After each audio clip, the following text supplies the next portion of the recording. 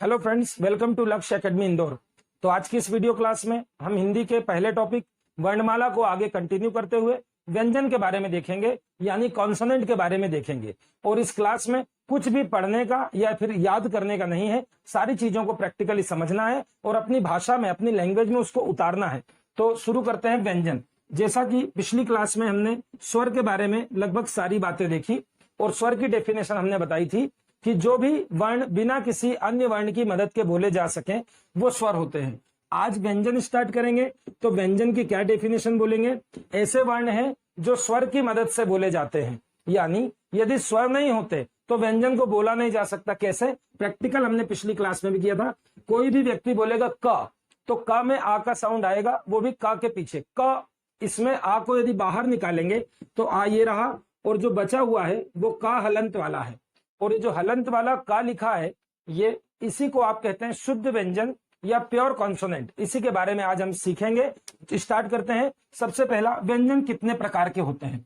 व्यंजन के 3 भेद होते हैं। पूछेगा एग्जाम में व्यंजन के भेद बताइए, तो आप बोलेंगे 3 होते हैं सर। उनके नाम पहले सुनिए, फिर उनके बारे में अच्छे से समझिए। ये होता है, एक होता है स्पर्श व्यंजन, और दूसरा होता है अंतस्थ व्यंजन, और तीसरा होता है ऊष्म व्यंजन। ये 3 लिखे हैं आपके सामने, स्पर्श व्यंजन, अंतस्थ व्यंजन और ऊष्म व्यंजन। इसी का दूसरा नाम है वर्गीय व्यंजन। वर्गीय व्यंजन, इसका दूसरा नाम है संघर्षी व्यंजन। इसको आगे हम चर्चा करते हैं। तो शुरू करते हैं। टोटल व्यंजन कितने हैं? तो बताएंगे 33 हैं।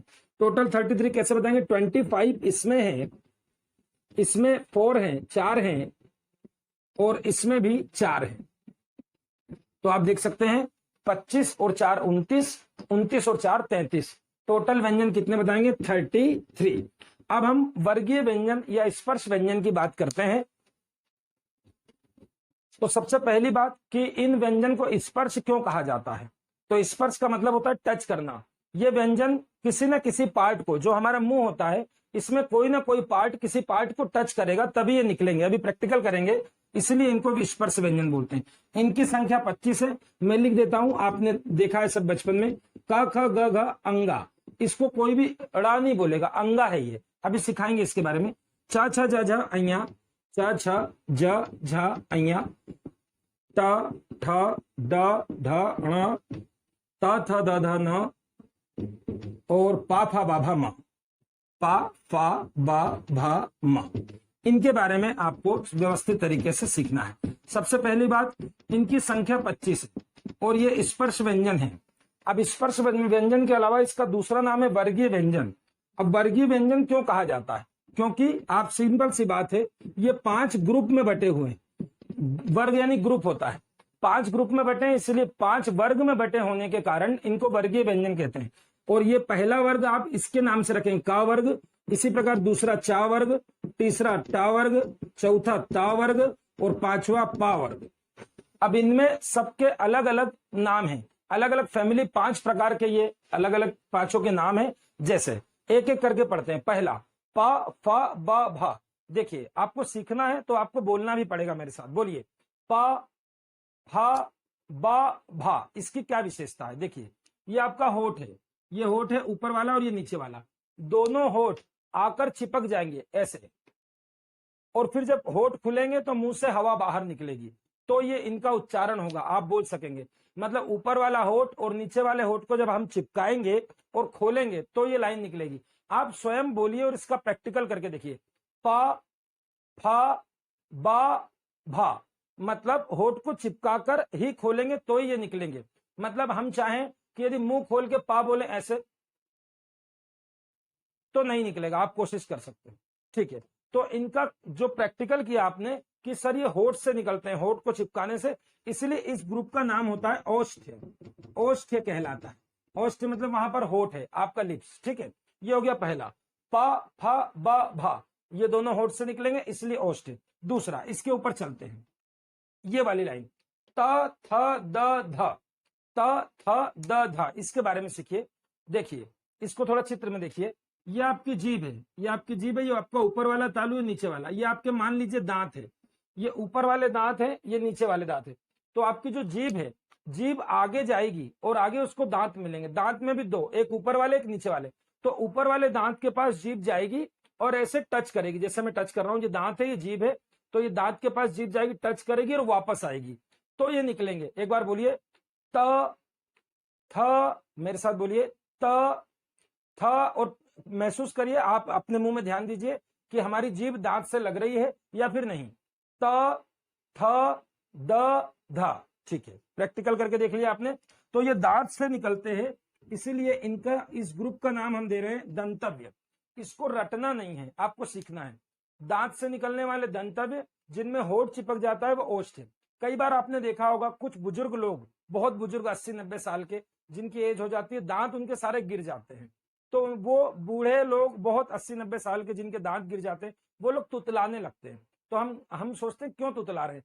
तो ये वाली लाइन जो होती है, ये वाली त, थ, द, ध, आप देख रहे हैं इस लाइन में दांत का प्रयोग करना पड़ता है, और जब दांत ही नहीं होंगे तो प्रॉपर ये निकलेगा नहीं। और यही कारण होता है कि जब बच्चा पैदा होता है और बोलना सीखता है तो बच्चा शुरू में तोतलाता है, मगर जैसे वो बड़ा होता है उसके सारे दांत आ जाते हैं तो तुतलाना बंद कर देता है, क्योंकि ये जो दांत वाली लाइन है, इस लाइन में उसको प्रॉब्लम होती है। तो 2 लाइन क्लियर हो गई। पहला, होठ से होठ लग रहा है इसलिए ओष्ठ्य, और दूसरे में दांत लग रहे हैं इसलिए दंतव्य। तीसरे की बात करते हैं, ट, ठ, ड, ढ। इसके बारे में जरा सीखेंगे। इसके बारे में चित्र से देखिए, ये जीभ है, ये आपकी जीभ है, ये ऊपर वाला तालू है, सबके मुंह में ऊपर जो होता है ये तालू, तालू के बाद ये जीभ। जीभ क्या करेगी, जैसे आप सीटी बजाते हैं तो अपनी जीभ को मोड़ते हैं हाथ से या उंगली से, जब जब सीटी बजाना होती है हाथ वाली, ठीक है। तो बस वैसे जीभ, ये ऊपर का तालू है, ये आपकी जीभ है। जीभ मुड़ जाएगी अपने आप ही, आपको नहीं बोलना, उसको मुड़ेगी और ऊपर जाकर ऐसे टच होगी मुड़कर, आप देख सकते हैं, ये आपको दिख रहा है। और टच होने के बाद ऐसे टच हो जाएगी, इसके बाद झटके से आप इसको फेंकेंगे तो ये लाइन निकलेगी। बोल के प्रैक्टिकल करेंगे, बोलिए ट, और आप देखिए जीभ ऐसे मुड़ रही नहीं, ट, ठ, ड, ऐसा करके देखिए आप, ठीक है। तो ये हम ऐसा क्यों बोल रहे, देखिए चित्र में देखिए, ये जीभ गई और मुड़कर कहां पर लगी, ध्यान देंगे, ऊपर तालू पे लग तो रही है, मगर तालू के भी हम 3 पार्ट कर रहे हैं, थोड़ा अच्छे से देखेंगे। ये अगला पार्ट है, ये बीच वाला, ये लास्ट वाला। तो आप बोलेंगे तालू के बीच वाले पार्ट पे जीभ जाकर लगेगी, ऐसे ताब ऐसे लगेगी, और ऐसे झटके से फेंकेंगे तो ट निकलेगा, ट, ठ।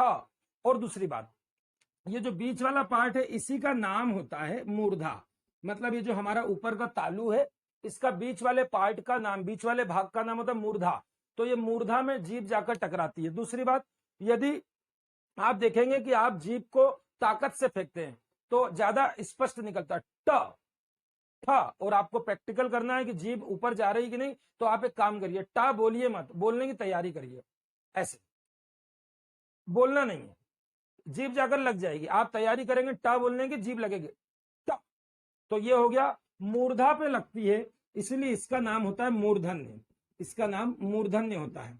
ये हो गया 3, याद रखेंगे। चौथा, च, छ, ज, झ, अइया, च, छ, ज, झ। इसकी क्या कहानी है, इसकी कहानी भी लगभग ऐसी है, थोड़ा अलग है। देखिए, अभी जीभ गई थी पीछे मुड़ के, अब जीभ मुड़ेगी नहीं, जीभ आगे ऊपर टच करेगी। देख लीजिए, इससे ये आपका तालू है और ये आपकी जीभ है। जीभ क्या करेगी, तालू के अगले भाग में सीधी लगेगी और वापस हटेगी। जब जीभ हटेगी तो हवा निकलेगी हमारे मुंह से, और हवा निकलेगी तो हम इसको बोल पाएंगे। ये चित्र में देखें तो आप इस बार जीभ को आगे ले आएंगे, जीभ इस बार आगे आई है, देख लीजिए, पिछली बार यहां गई थी मुड़ के, इस बार आगे। तो जीभ तालू पर ऐसे मारती है, ये आपका तालू, ये जीभ ऐसे करेगी और ऐसे करके च, छ, ज। अब आप प्रैक्टिकल करिए, अपने मुंह के अंदर ध्यान दीजिए, आप इसको रटिए मत, मुंह के अंदर ध्यान दीजिए और बोलिए मेरे साथ, च, छ, अपनी जीभ पर ध्यान दीजिए, जीभ लगेगी, च, छ। यदि आपको अच्छे से प्रैक्टिकल करना है तो आप एक काम करिए, एक बार इसको बोलकर ये देखिए जीभ कहां जा रही है, एक बार इसको बोल के देखिए जीभ कहां जा रही है। देखिए मेरे साथ, ऐसे च, ट, च, ट, च, ट, सब में अलग अलग काम है। तो ये इसका नाम, इस ग्रुप का नाम देते हैं तालव्य। क्या नाम देते हैं इसका, तालव्य। हम इसको रटेंगे नहीं, हम ये वहां पर बोल कर देख सकते हैं। एग्जाम में कोई सा एक आएगा, मान लो द, दवात का आ गया, द क्या है तो आपको 4 ऑप्शन दे देगा, तालव्य है, मूर्धन्य, तो आपको बोलना पड़ेगा द, द, द। जैसे आपका दांत लग गया आप बोल देंगे दंतव्य है। उसने बोला ब, बकरी का क्या, तो आप बोलेंगे ब, ब, ब।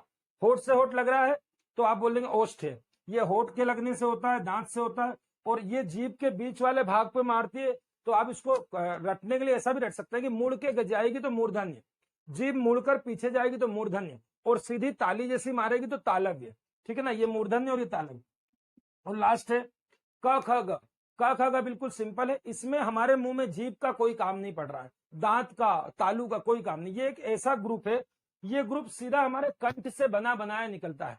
बाकी अभी तक आपने जो 20 देखे, इसको हम बनाते हैं मुंह के अंदर, ठीक है, मगर ये हमारे कंठ से बना बनाया, मतलब कंठ से हवा का एक झोंका आएगा, उसी में का बाहर निकल जाएगा। मतलब इसको हम मुंह खोल के भी बोल सकते हैं, जैसे क ख ग, मतलब आप मुंह खोल के सलंग हवा फेंकते जाएंगे और ये निकलते जाएंगे, तो ये कंठ से निकलते हैं बेटा, इसीलिए इसको बोलते हैं कंठव्य। तो ये पांचों का प्रैक्टिकल कर लिया आपने, इसको अच्छे से देख लीजिए। कंठ से निकलता है क ख ग तो कंठव्य है, ताली पड़ती है त छ छ ज तो तालव्य है, मुड़ के मारेगा ट ठ ड तो मूर्धन्य है, दांत लगेगा त थ द, ऊपर वाला दांत जीभ से लगेगा तो दंतव्य है, और लास्ट में होठ से होठ मिलेगा प फ ब तो ये ओष्ठ है। ठीक है, आगे देखते हैं। अब दूसरे व्यंजन की बात करते हैं, अंतस्थ व्यंजन, जो कि मैंने बताया था स्पर्श हो चुके हैं आपके। स्पर्श कितने पढ़े आपने? 25। अब दूसरे आप पढ़ेंगे अंतस्थ। अंतस्थ कितने बताया मैंने? 4। इनकी संख्या 4 है, और वो चारों आपको डायरेक्ट देखना पड़ेंगे, य र ल और व, य र ल व, य र ल व। अब इनके बारे में इनकी डेफिनेशन नहीं बताई सर ने, तो डेफिनेशन बेटा ऐसी है कि आप उसको प्रैक्टिकल नहीं कर पाओगे। जैसे इनकी डेफिनेशन है, ऐसे वर्ण है जिनके उच्चारण में जो मुंह की हवा है वो घूम कर यानी घूमड़ कर निकलती है, तो हमको इससे मतलब नहीं, हमको ये देखना है कि इसमें जो रा रस्सी का है, इसके बारे में एक अलग से नाम याद रखेंगे, ये प्रकंपित है। पहला तो ये याद रखना है कि चारों क्या है? अंतस्थ, चारों अंतस्थ है, और रा रस्सी को प्रकंपित बोला जाता है। ये एग्जाम में बहुत पूछा जाता है।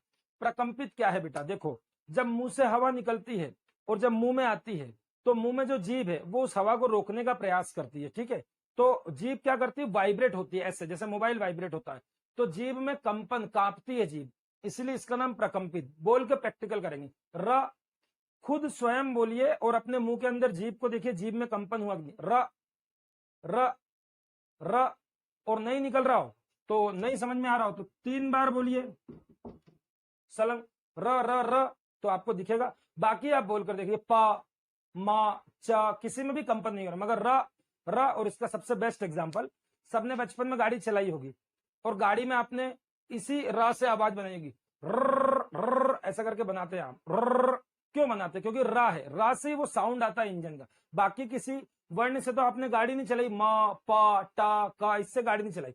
जिसने भी बचपन में खेला है र ऐसा गाड़ी चला के खेला, तो रा कंपन करती है, इसलिए इसको प्रकंपित बोलते हैं।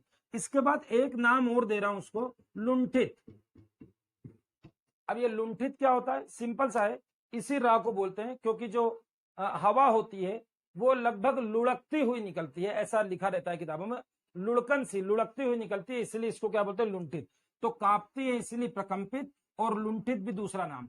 अब एक चीज और आपको याद रखना, ला लट्टू को भी एक अलग से नाम दे रहे हैं हम। ला लट्टू का नाम दे रहे हैं पार्श्विक। पार्श्विक याद रखेंगे, पार्श्विक, जैसे आप पार्श्वनाथ लिखते हैं, इसका मीनिंग समझाता हूं। पार्श्विक में जो पार्श्व शब्द होता है, एक तो उसमें प्रत्यय लगा, पार्श्व प्लस एक बराबर पार्श्विक होता है, ठीक है ना। तो पार्श्व जो शब्द होता है उसका मतलब होता है अगल बगल, लेफ्ट राइट साइड से। तो जो ला लट्टू का हम बोलते हैं, तो हमारी जो जीभ होती है, जीभ के अगल बगल से हवा निकलती है, इसीलिए उसका नाम पार्श्विक है। इसका मीनिंग याद रखेंगे, अगल बगल होता है, अगल बगल। ये हो गए आपके अंतस्थ व्यंजन। अंतस्थ व्यंजन कितने होगा? 4। कौन कौन से रिपीट करिए? य, र, ल और वा। अब तीसरा व्यंजन देखते हैं, जो कि है ऊष्म। अब ऊष्म व्यंजन, अंतस्थ भी हो गए आपके, अंतस्थ 4 हो गए आपके। अब आएंगे बात ऊष्म की। ऊष्म भी 4 हैं, शक्कर, षटकोण, सरोता और हा हलवाई, ये 4 ऊष्म हैं। अब इनकी भी डेफिनेशन में हम प्रैक्टिकल नहीं कर पाएंगे, क्योंकि इनकी डेफिनेशन क्या है? ऐसे वर्ण है जिनके उच्चारण में जो हमारे मुंह की हवा है वो घर्षण करती हुई यानी घिसती हुई या घर्षण करती हुई निकलती है। इसीलिए देखो इनका 2 नाम बता रहा हूं, संघर्षी नाम भी बताया था। संघर्षी क्यों? क्योंकि वो घर्षण करती हुई, संघर्ष करती हुई निकलती है, इसीलिए संघर्षी भी बोलेंगे।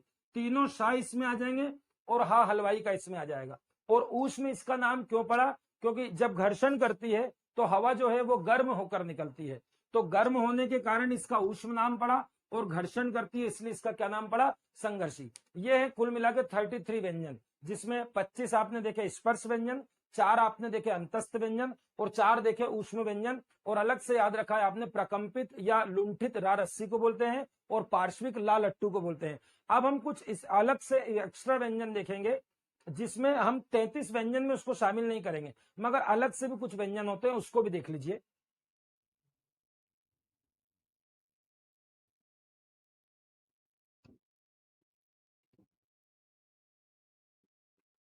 तो उसमें अलग से आपको पढ़ना है, एक तो संयुक्त व्यंजन,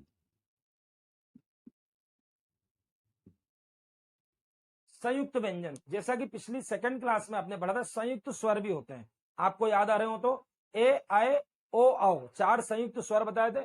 ठीक उसी प्रकार 4 संयुक्त व्यंजन भी होते हैं। कौन कौन से होते हैं इसको जरा देखिए। एक होता है ये, एक होता है ये, एक ज्ञानी, और एक ये, 4 स्वर। ये 4 से भी एक क्वेश्चन एग्जाम में आता ही आता है। संयुक्त व्यंजन, संयुक्त व्यंजन कितने हैं, 4 संयुक्त व्यंजन 4 है। ये है क्षत्रिय। अब आप इसको भी ध्यान से सीखिए, क्या है ये, वो पूछेगा। पहले तो डेफिनेशन क्या है, सबकी डेफिनेशन हम देखते हैं। संयुक्त व्यंजन जो 2 व्यंजन से मिलकर बना, कोई विशेष बात नहीं है। इसको ध्यान रखिए कौन कौन है इसमें। इसमें का है प्लस षटकोण का है, का है प्लस षटकोण। अब एक बात ध्यान रखना है, का कैसा है इसमें, आधा। अब मैं आधा बोलूंगा इसको, अभी तक नहीं बोला। इसके नीचे क्या लगा, हलंत, यानी ये प्योर व्यंजन है, इसमें कोई स्वर नहीं है। मगर शाह के नीचे लगाया क्या, नहीं, मतलब इसमें शाह में आ अनार का छुपा हुआ है। ठीक है, अब इस का को मैं साइड में लाके कुछ और सिखाना चाह रहा हूं, उसको सीख लो। ये जैसे का है, इसको आप बोलेंगे सर ये हलंत वाला का है, यही बेटा जो आप आधा का लिखते हो, आधा का भी इसी को बोलते हैं।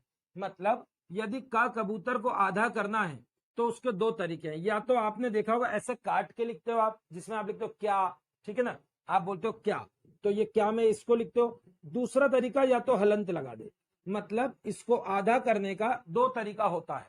या तो हलंत लगा के लिख दो, किसी को भी हलंत लगाओगे तो आधा हो जाएगा, और या फिर उसको काट दो। अब काटने का कुछ नियम होता है, मैं बता रहा हूं, जरा ध्यान से सुनेंगे। ये बीच में आपको खड़ी पाई दिख रही है, इसके जैसा फा फल का भी होता है, आपको मालूम है। अब जिसके बीच में खड़ी पाई है उसके राइट वाला पार्ट काट दिया जाए तो वो आधा हो जाता है। राइट वाले पार्ट को क्या बोलेंगे, देखिए ये जो राइट वाला पार्ट दिख रहा है आपको, ये होता है घुंडी। घुंडी, घुंडी को काट दें तो वो आधा हो जाता है। ये मैंने घुंडी काट दिया और आधा हो गया। ठीक है, ये वाला फेमस नहीं है क्योंकि ये कट जाता है। इसी में दूसरी वैरायटी दिखते हैं आपको, माँ मछली, पा पतंग, ना नल, इनके बारे में देखिए। ये कैसे हैं, इनमें बीच में खड़ी पाई नहीं होती है, जैसे इनमें बीच में खड़ी पाई होती है, इनमें लास्ट में होती है। तो ऐसे कैरेक्टर जिनमें लास्ट में खड़ी पाई होती है, ऐसे कैरेक्टर जिनमें लास्ट में खड़ी पाई होती है, उनकी खड़ी पाई, मान लो ये पा को आधा करना है तो इसके भी 2 तरीके, आधा पा ऐसे लिखा जाएगा, आपको मालूम है। ये मतलब खड़ी पाई आपने हटा दी, ठीक है, और या तो फिर हलंत लगा के लिखो। अब आप 2 चीजें सीख गए हैं, एक तो ये कि जिनके बीच में खड़ी पाई होती है उनका राइट वाला पार्ट काटा जाता है, ये देखिए काट के दिखा रहा हूं, ये ऐसे, ठीक है। और जिनके लास्ट में खड़ी पाई होती है उनकी खड़ी पाई हटा दो तो वो आधे हो जाते हैं। अब तीसरी वैरायटी होती है जिसमें खड़ी पाई होती नहीं। देखिए जरा, मैं आपको लिख के दिखा देता हूं।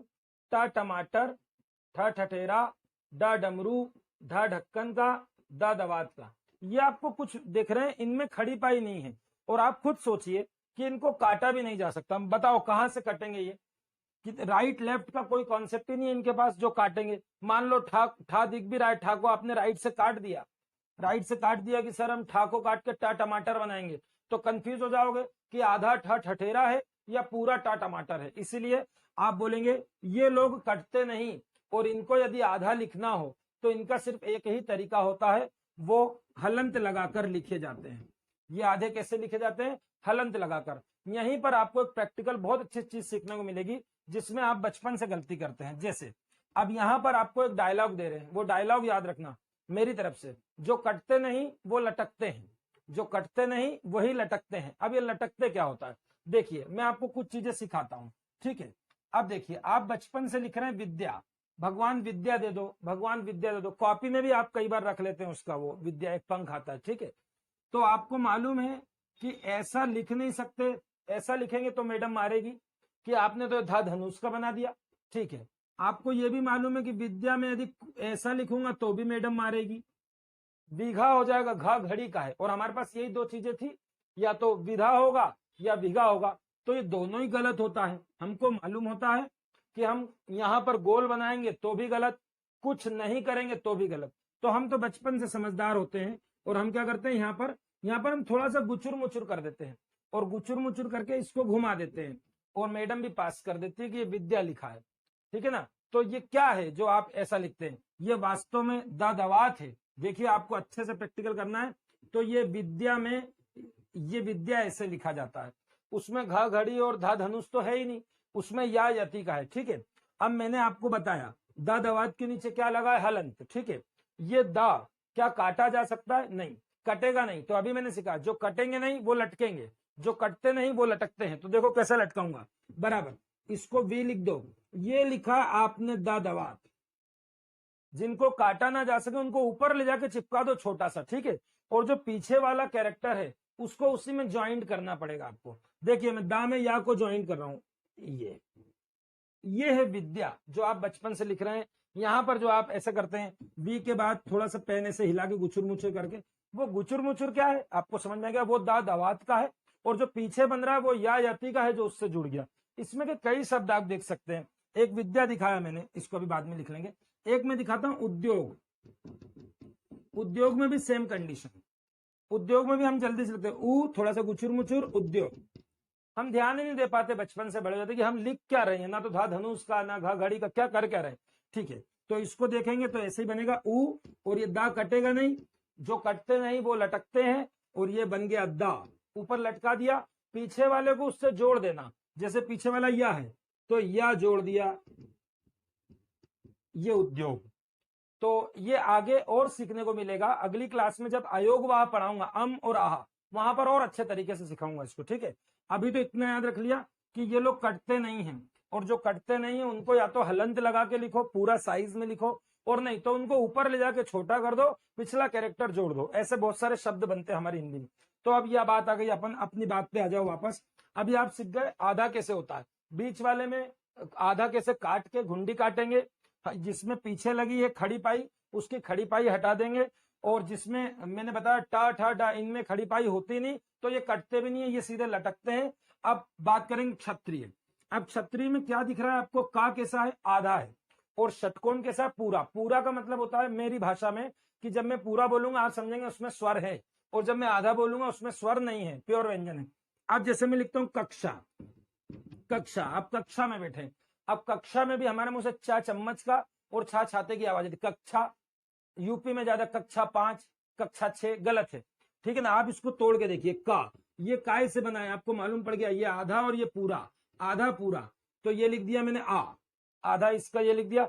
फिर षटकोण का ये लिख दिया मैंने षटकोण, और इस आ की मात्रा को षटकोण पे लगा दिया, आम का है उसमें। अब आप इसको सिर्फ शांति से पढ़िए, जैसा ये पढ़ेंगे वैसा इसको पढ़ेंगे। कक्षा है ये कक्षा नहीं है, कक्षा। ठीक है, ऐसे आप देखते हैं परीक्षा, परीक्षा। अब परीक्षा में क्या लिखा, परी तो ऐसे ही है, इसमें क्या है, आधा क है, इसमें क्या है, पीछे षटकोण है, काय की मात्रा है, शा की। परीक्षा, परीक्षा हॉल में जाना, परीक्षा देने नहीं जाना, परीक्षा, छा नहीं होता, शा होता, परीक्षा। तो याद रखेंगे, कई बार ये पूछ लेता है क्षत्रिय किससे बना है। अब इसमें एक चीज और, यदि आगे ही आ जाए वो क्षत्रिय, तो फिर बोलने में थोड़ी समस्या आती है। तो बोलने में जैसे हमको का बोलना है फिर शाह बोलना है, तो हम बोल नहीं पाते, क्षत्रिय ऐसा नहीं बोल पाएंगे। तो इसमें भले ही आप ध्यान नहीं रखें, मगर इसमें आप बोलने की आदत डालें तो अपने आप आपको स्पष्ट बोलना आपको आएगा।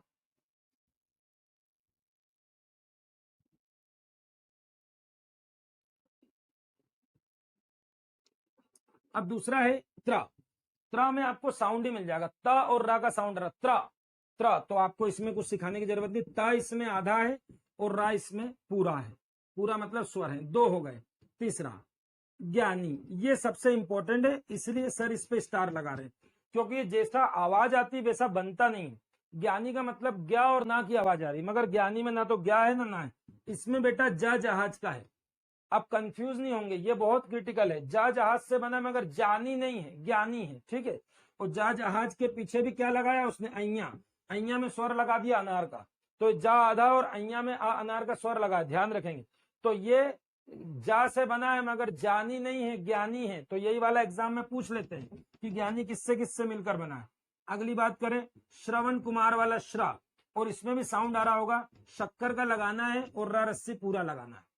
तो ये हो गए आपके संयुक्त व्यंजन, 4 है, क्षत्रिय का, त्रिशूल का, ज्ञानी का और श्रवण कुमार वाला श्रा, ये हो गए संयुक्त व्यंजन। अब हम बात करेंगे द्विगुण व्यंजन, ये क्या होता है, इसको भी देख लीजिए, खत्म हो जाएगा। ये एक्स्ट्रा वाले व्यंजन चल रहे हैं, इसको उन 33 व्यंजन में नहीं मिलाएंगे। जब भी कोई पूछेगा व्यंजन के कितने भेद, तो 3 ही बताएंगे। फिर से रिपीट कर रहा हूँ, स्पर्श, अंतस्थ और ऊष्म, जो मैंने शुरू में पढ़ा है, ये संयुक्त वाला नहीं मिलाएंगे। अब दूसरी बात कर रहा हूं, द्विगुण व्यंजन। द्विगुण व्यंजन, द्विगुण व्यंजन ये हो गया अड़ा, जिसको आप अड़ा बोलते हो। कई लोग यहां पर कंफ्यूज होंगे, क, ख, ग, घ, बेटा ये अड़ा नहीं है, इसको आज के बाद हमेशा अंगा बोलेंगे, अंगा। जब मैं अयोगवा पढ़ाऊंगा आम और आहा, जब मैं इस अंगा को अच्छे से समझाऊंगा इसको प्रैक्टिकली, मगर अभी इसको अंगा बोलेंगे, अंगा, नॉट अड़ा। अड़ा तो सिर्फ ये जो लगता है सड़क में, सड़क, ये अड़ा है, और एक होता है अड़ा। इन दोनों को बोलते हैं द्विगुण व्यंजन। द्विगुण व्यंजन, अब क्या विशेषता है, इन दोनों को बोलने में बहुत समस्या आती है, लोग एक जैसे ही बोल देते हैं, ठीक है। तो देखें क्या, ये तो अड़ा है जो आप पढ़ते हो, सड़क, ये मैंने लिख दिया सड़क, सड़क में स अड़ क, सड़क है। मगर ये क्या है, इसको आप पहले बोलना सीखिए। इसको बोल लीजिए अड़ा, और अड़ा को कोई आड़ा नहीं बोलेगा, आ अनार का नहीं लगाएंगे, आड़ा, आड़ा कुछ नहीं होता, सिर्फ अड़ा, आ हटा दो, अड़ा, स अड़ क, अड़ा। अब इसको बोलना है तो आपको, ऐसा होता नहीं है मगर मैं मेरी तरफ से सिखा रहा हूं कि ऐसे सीख सकते हो आप इसको बोलना। कैसे, सिर्फ अड़ा बोलना सीख जाओ, ये वाला स अड़ क, ये तो बोलना आता है सड़क। अड़ा, अड़ा में पीछे जो साउंड आएगा वो हा हलवाई का आएगा, हा हलवाई का साउंड आ गया तो ये सही निकल जाएगा। जैसे मैं बोल के सुनाता हूं, अड़ा और अढ़, अड़ा और अढ़, अड़ा अढ़। अब मैं प्रैक्टिकल करूंगा तो आपको समझ में आएगा। जैसे अब मैं आपको इन दोनों के मतलब बताता हूं कि ये दोनों से कितनी बड़ी हमसे गलती होती है। देखो, जैसे मैंने लिख दिया बड़ा, मैंने लिख दिया बड़ा, अब बड़ा क्या हो गया, बिग, बिग यानी बड़ा, मेरा बड़ा भाई, तो यहां पर आएगा बड़ा। अब देखिए ध्यान से, ये आ की मात्रा है ना, तो जब आप बोलेंगे बड़ा, तो बड़ा में लास्ट में साउंड आ आम का आएगा, क्योंकि आम की मात्रा लगी, बड़ा, ठीक है। और यहां पर इसी को मैं बोलूं ये बढ़ा, अब देखो कितना अंतर आ गया जरा से में, बढ़ा मतलब आगे बढ़ा। अब इसको जब बोलोगे, जब भी बोलने का प्रयास करोगे तो कैसे, ये तो बड़ा है, बड़ा, और इसमें जब बढ़ा बोलोगे तो आखिरी में हा हलवाई, इसको याद रखना, आपको बिल्कुल क्लियर रहेगा। तो मैं बोलूं इसमें हा का साउंड आना चाहिए, ठीक है। तो मैं बोलता हूं, जैसे राम लक्ष्मण से बड़ा है और देश का जवान देश के लिए आगे बढ़ा है, बढ़ा, हा की आवाज आना चाहिए, ठीक है।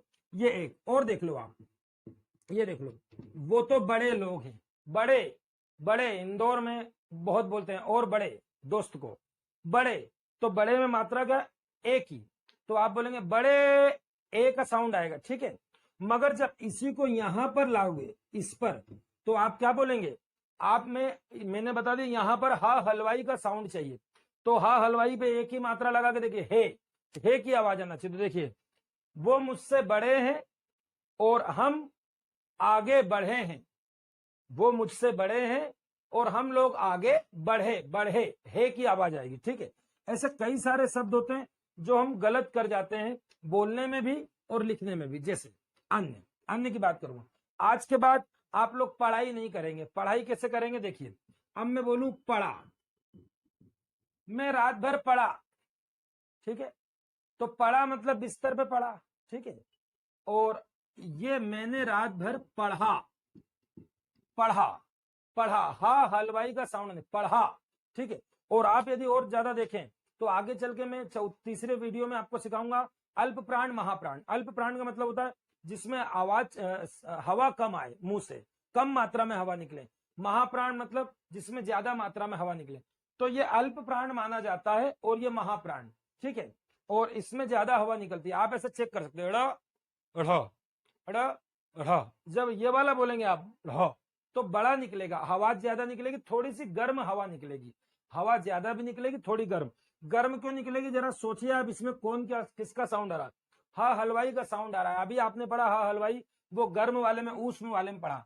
जैसे कोई कोई आपसे पूछता है क्या हालचाल है, आपके हालचाल कैसे हैं, तो क्या आप ऐसा बोलते हैं बढ़िया, जल्दी में तो निकल जाएगा सब बढ़िया, तू सुना तेरा भी सब बढ़िया, बढ़िया नहीं होगा, क्या होगा वो, बढ़िया, बढ़िया।